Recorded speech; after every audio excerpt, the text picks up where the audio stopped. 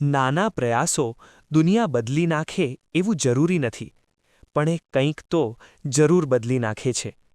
આજે આપણે એક અજાયબ સમયમાં જીવીએ છીએ, જ્યાં સમસ્યાઓ નવી નથી, પણ ઉકેલ લાવવાનો અંદાજ નવો છે.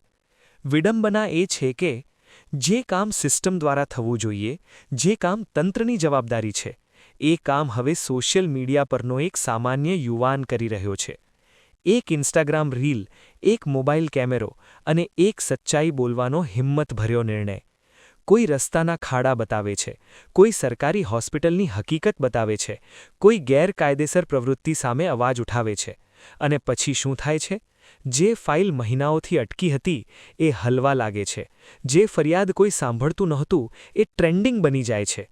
આ ડિજિટલ યુગમાં એક પોસ્ટ માત્ર કન્ટેન્ટ નથી, એ જવાબદારી છે, એ જાગૃતિ છે, એ દબાણ છે.